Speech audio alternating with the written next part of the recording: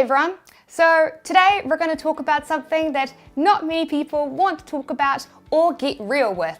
Whereas for me, I've been wanting to talk about this for a really long time. So let's do it.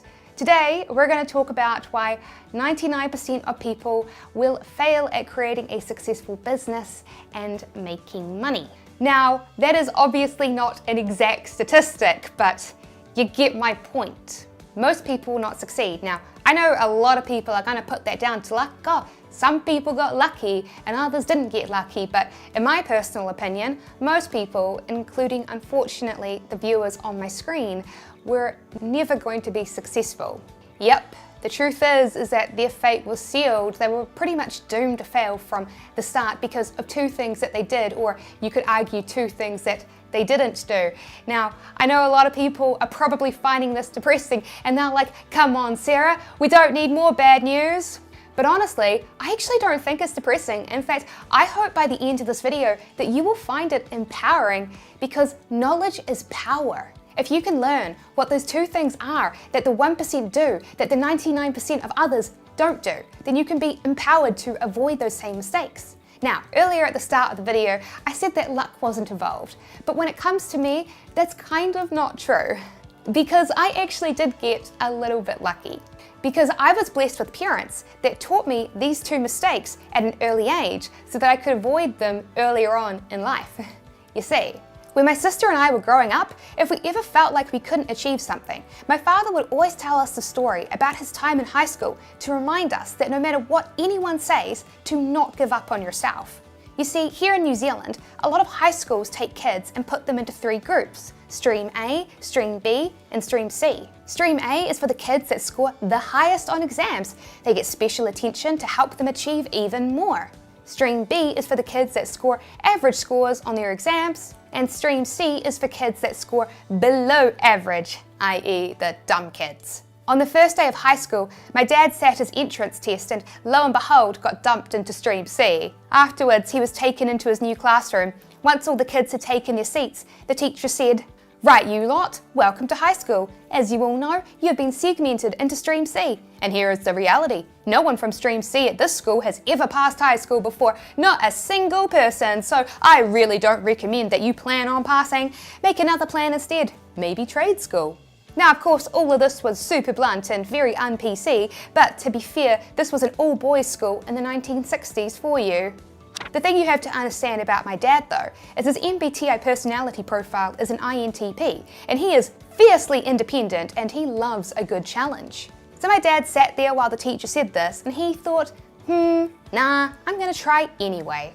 But the truth is that while my dad is very smart, he isn't traditionally academic smart. There was admittedly a reason that my dad was in Stream C. It's because the rote learning style and memorization required just didn't fit with my dad's learning style, so it was all a pretty big challenge. It must have been so frustrating for my dad throughout school to look at boys in the Stream A class who didn't have to spend time studying and could just play cricket instead.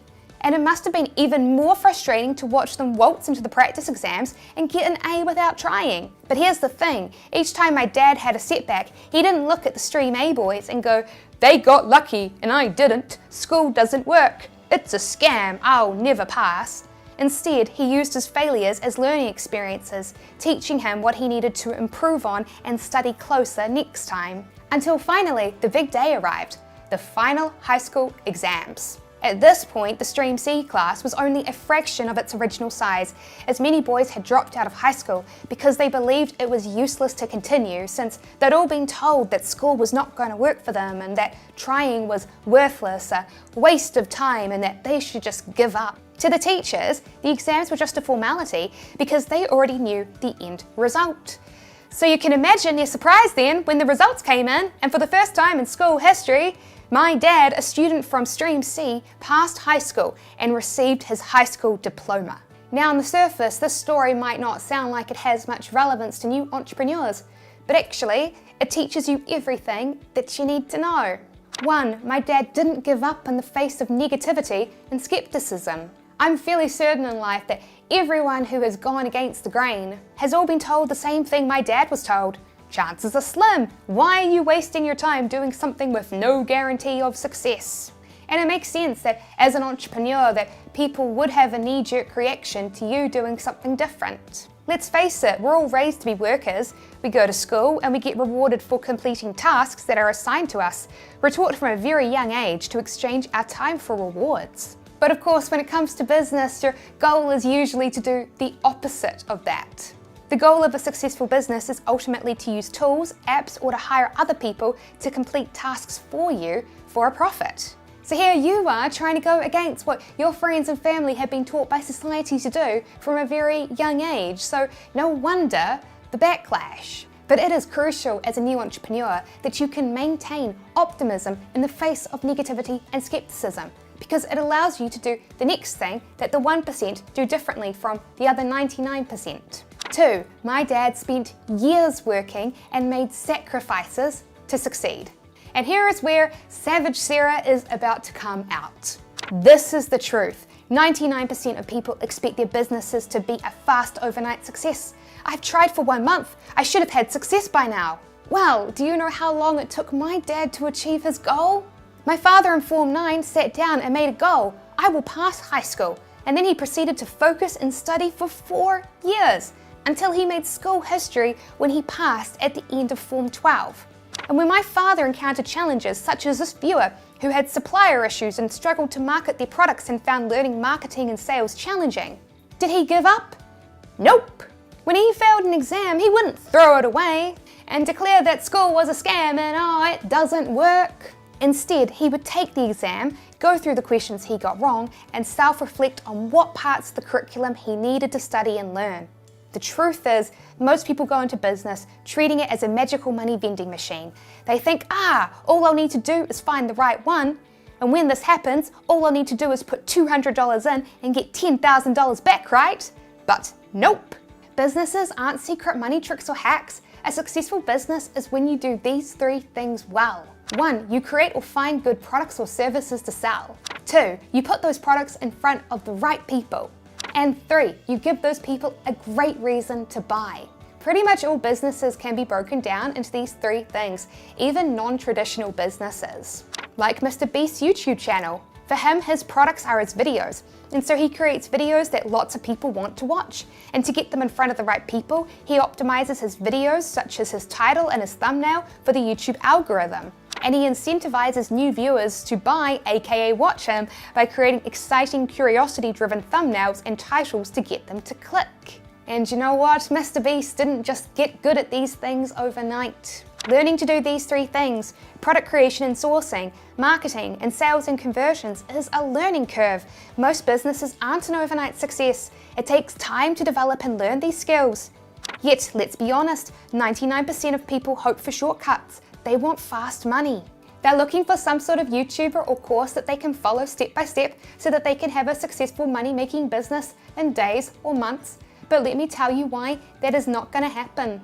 Let's say you wanted to become a fine dining master chef. If I came to you and said, hey, I have these 5 books written by fine dining master chefs. If you buy them from me and read them, you'll become a fine dining master chef too. You'd probably be like, mate, you're dreaming. Yes, education is helpful, and yes, I'm sure you'd learn a lot that would help you from reading these books. But none of them are a replacement for actually cooking. To become a fine dining master chef, a course or a class or books is not enough. You're still going to have to cook lots and lots of meals and learn through experience and, well, making mistakes. Each time you burn that rack of lamb, you learn through that mistake of what not to do next time. Until eventually, through experience and overcoming mistakes, you learn how to cook the perfect dish. So if you don't think that you can become a master chef in a month from reading books, why would you ever believe the idea that building a successful business and getting good at product development, sales and marketing, that it's not going to take time and it won't have a learning curve? It's through making mistakes, reflecting on them and learning from them that you learn to do what's right. If your product doesn't sell, reflect on why it doesn't, then pick yourself up and try again. The reality is this: if you want to guarantee your business is a failure, then declare it as a failure and give up. If you want it to be a success, then make the decision, I am not giving up until I am successful. And you know what? The learning curve for everyone is going to look completely different. If you ever ask the question, how long is it going to take for me to be successful? When will I start making money? The honest truth is that, well, no one knows. Some people will be naturally talented, like billionaire Richard Branson, whose very first business that he launched at age 16, a magazine called Student, was an immediate financial success. But then others will be completely different. One viewer left this comment. He said, "Snark away. I once worked for a man that failed so many times, the US Internal Revenue Service audited him because they could not believe that anyone could lose so much money. He eventually learned quite well the things not to do and even how to acquire other failing businesses and turn a profit. Failure is an absolute step in learning, and no one has ever learned to walk without falling." And so it's for this reason that a big key to that 1% success is the ability to be optimistic in the face of negativity. Over 11,000 new cadets were studied to see which trait was the most important to their success: their intelligence, their physical strength, or grit, as in the ability to pursue long-term goals even in the face of failure. And the number one trait that the successful candidates had in common was, you guessed it, grit. Grit means that you have hope and optimism even in the face of failure. Grit isn't when you blame others, and grit isn't when you think people have success because they got lucky. Grit is when you have optimism and hope that if you get up and try again, that you'll be one step closer to success because you'll learn from your mistakes. Grit allows you to set long-term goals and stick with them even if you don't have short-term success. And that is what separates the 1% from the 99%. So, if you want to build a successful money-making business, treat it as a long-term endeavor, not as a magical money vending machine. Every single entrepreneur had to go through that learning curve, and it was because they did that they are able to enjoy the success that they have today.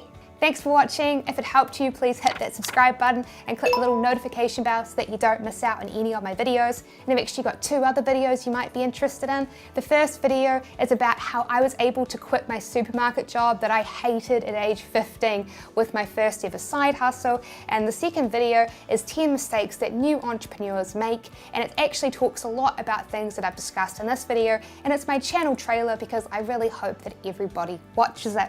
So choose which video you would like to watch, and I'll see you on the next one.